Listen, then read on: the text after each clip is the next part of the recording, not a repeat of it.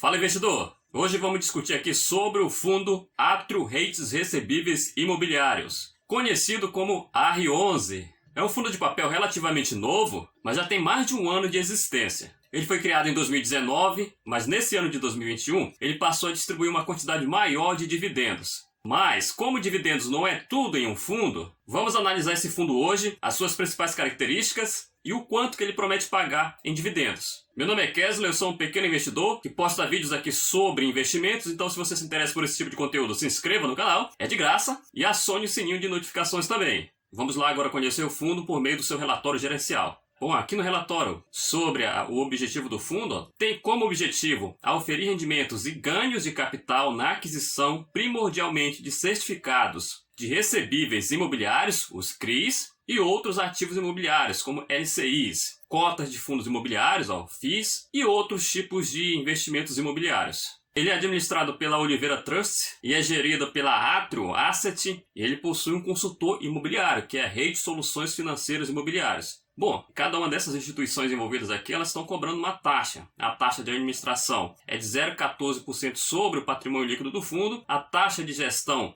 é de 0,50% sobre o patrimônio líquido do fundo e a taxa de consultoria é de 0,40% sobre o patrimônio líquido do fundo. Então o fundo aqui, a princípio, tem bastante taxas para cobrar. E além disso, ele ainda tem uma taxa de performance, que é de 20% sobre o que exceder o CDI. Quanto a essa taxa de performance aqui, no relatório dele, vamos dar uma olhada aqui o que ele fala.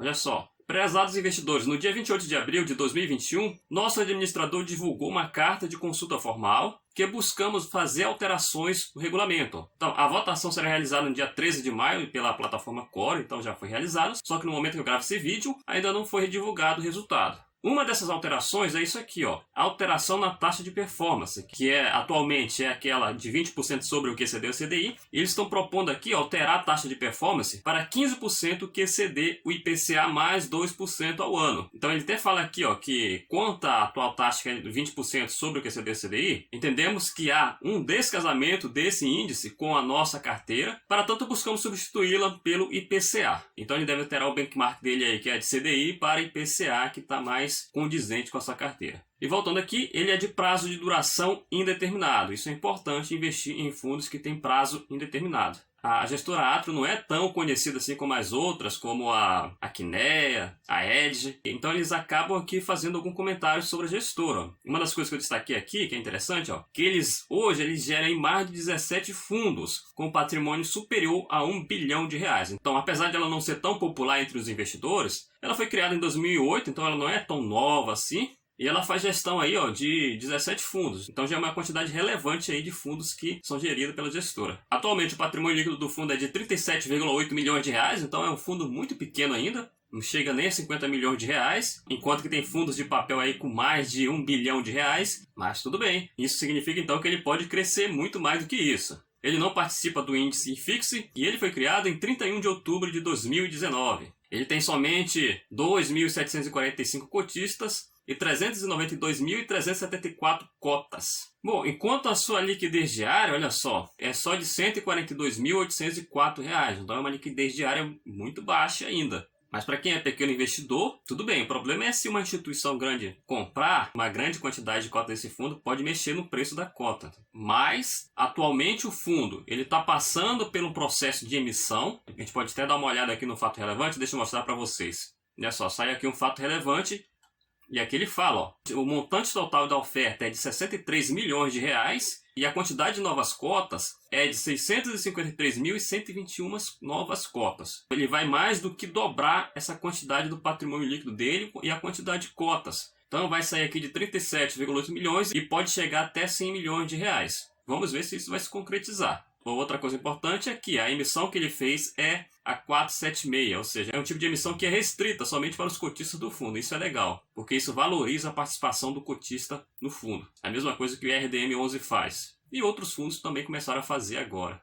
Ainda sobre o crescimento do fundo, ó, houve um crescimento aí de 42,9% no número de cotistas nos últimos 6 meses. Veja que aqui em novembro de 2019 até setembro de 2020, o fundo andava de lado aí em quantidade de cotistas. Mas a partir aqui de outubro, ó, começou a aumentar o número de cotistas no fundo, então novos investidores começaram a se interessar pelo fundo. E atualmente, em 2021, ele subiu aqui para 2.745 cotistas, enquanto que em 2019 ele tinha aqui menos de 1.850 cotistas. Então o fundo aí está crescendo. Olhando agora a sua carteira, qual é a composição da sua carteira? A maioria, 79,43% do seu patrimônio está alocado em CRIs, enquanto que 20,57% estão em cotas de outros fundos imobiliários. Olhando agora aqui a taxa da alocação por indexador, vemos que a maioria dos seus ativos estão indexados ao IGPM, representando um total de 42,45% do patrimônio líquido do fundo. Essa parte aqui em azul. Então essa indexação é IGPM mais 10,92%. Então é um spread alto, interessante. Em segundo lugar aqui vem as indexações em IPCA, que representa aqui 33,79% do patrimônio líquido do fundo. E essas indexações ao IPCA têm uma taxa média de 9,85%. Então é um spread também alto. E o restante, 3,19%, estão indexados ao CDI mais 1,25% de spread. Então olhando aqui de cara já dá para ter uma ideia que esse fundo ele é um fundo que promete ser high yield. Bora ver se ao longo do tempo ele vai se comportar dessa forma. Bom, e ele começa aqui a falar sobre cada um dos seus ativos. Ele começa a falar aqui dos seus CRIs que são indexados ao IGPM. Então ele tem aqui 5 CRIs que são indexados ao IGPM. E aqui tem as taxas dele de spread, ou seja, IGPM mais 10% e vai aqui até 12,68%. E aqui a representação dele no patrimônio líquido do fundo. Então varia de 9,29% até 11,62%. Então tá razoavelmente aí no que a gente gosta, que é de no máximo 10. Passou aqui um pouquinho, mas tá ok. Ele deve diminuir isso aqui nas próximas emissões. Bom, e ele tem aqui mais 5 CRIs que são indexados ao IPCA. As suas taxas de spread, ou seja, o que excede ali o IPCA, varia aqui de 3,75% nesse GLP até 12,68% num CRI VERT. E aqui está o quanto equivale ao patrimônio líquido do fundo. Então varia aqui de 2,68%, que é o GPA, até 9,96%, que é o VERT. Então, enquanto aos CRIs que estão indexados ao IPCA, tem uma boa representação aqui no patrimônio líquido do fundo, que é menos de 10%, cada um deles. E ele só tem um CRI que é indexado ao CDI, que é esse RNI, que tem um spread de 1,25% e representa 3,19% do patrimônio líquido do fundo. E estes são os fundos que estão na carteira do Barre 11. Então são 7 fundos atualmente. A maior participação aqui está no BTCR11. Bom, e esse gráfico mostra a alocação dos CRIs por indexadores e as suas taxas. Por exemplo, esse aqui é IGPM mais 10% ao ano e ele vale aí um total de 4,4 milhões de reais. Então tem outros vários aqui que vocês podem pausar o vídeo aí se quiser e dando uma olhada em cada um deles. E da mesma forma que ele mostra agora todos os ativos que ele tem em sua carteira, incluindo os CRIs e os fundos imobiliários também. E aqui ele mostra a distribuição geográfica de suas operações. Estão aqui em São Paulo, Rio de Janeiro, Minas Gerais e Bahia, até o momento. Entrando aqui no site Mundo FI, a gente pode ver aqui o histórico de distribuição dos dividendos do fundo. Então ele começou a distribuir aqui em janeiro de 2020, onde ele distribuiu 55 centavos por cota, depois deu uma caída, subiu de novo. Isso aqui é fundo de papel. Fundo de papel, eles distribuem uma quantidade variável mesmo de dividendos. E depois vai subindo, principalmente porque a maioria dos seus ativos estão indexados ao IGPM, e o IGPM ele subiu bastante nos últimos meses, até mais do que normal. E por isso, olha só, em 2021 ele distribuiu muito dividendo. Chegando aqui ao seu máximo aqui, que foi em fevereiro de 2021, onde ele distribuiu R$ 1,19 por cota. Então é muito, considerando que o preço da sua cota patrimonial é de R$ 96,46. Então, R$ 1,19 sobre R$ 96 é muita coisa. E a última distribuição dele, que foi em maio, no momento que eu gravo esse vídeo, olha só, foi perto disso aí, R$ 1,04. É muita coisa também ainda, dando mais de 1% ao mês. Então, por isso, ele tem também chamado a atenção de alguns investidores, embora ele seja um fundo pequeno. E essa distribuição de dividendos dele fez com que ele rendesse um dividend yield aqui de 12 meses de 9,10%, que dá uma distribuição média de 77 centavos por cota. Mais recentemente, o fundo ele tem distribuído aí mais de R$ 1 por cota. Até quando ele vai distribuir mais aqui de R$ 1 por cota, não sabemos. mas a gente pode fazer algumas projeções de expectativas de rendimentos. Então, são apenas expectativas, nada garante que isso vai se cumprir no futuro. Porque, como eu sempre falo nos vídeos, existem muitas variáveis, principalmente no fundo novo. E esse aqui, principalmente, porque ele já está em emissão aí, e se ele conseguir captar todo esse recurso que ele pretende na sua emissão, ele vai mais do que dobrar o seu patrimônio. Então, ele vai adquirir novos ativos, e esses novos ativos vão impactar no seu rendimento.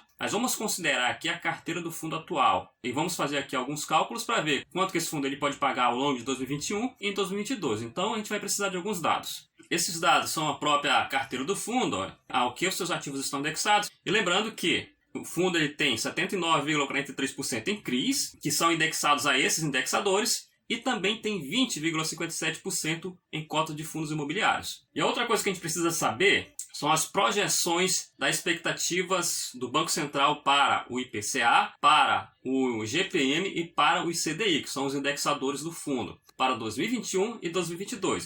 Então, IPCA para 2021, o Banco Central está esperando aí que ele fique aí em 5,15% e em 2022 em 3,64%. Já o GPM, ele espera que em 2021 ele termine aqui em 15,51% e em 2022 ele fique em 4,15%. E o CDI, ele não fala em CDI, mas fala em a Selic, o CDI sempre acompanha a Selic, valendo aí mais ou menos aí 97% da Selic. A expectativa é que a Selic chegue em 2021 a 5,50% e para 2022 que fique em 6,50%.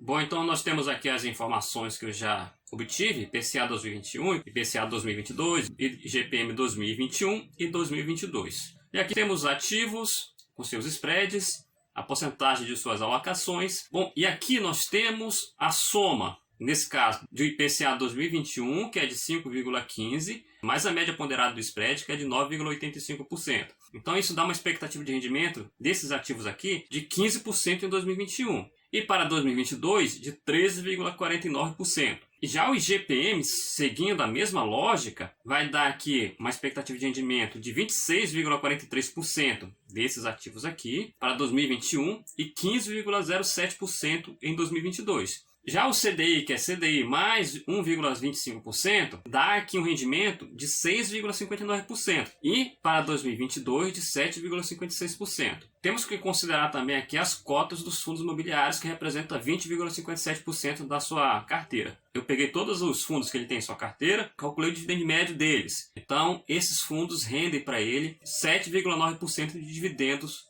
por ano. Então, está aqui 7,9% em 2021. Como não tem como saber se esse fundo ele vai continuar com esses fundos na sua carteira e nem quanto que esses fundos vão pagar em 2022, eu só repeti aqui para facilitar o cálculo. Então, agora vamos à média ponderada do rendimento desse fundo, considerando tudo isso aqui que eu mostrei para vocês. Então, para 2022 vai dar isso aqui, 12,12% ao ano. É muita coisa, hein? E para 2022, 12,82%. Mas a gente tem que considerar as despesas que esse fundo tem. Então, nós temos que subtrair aqui essas despesas. Quais são essas despesas?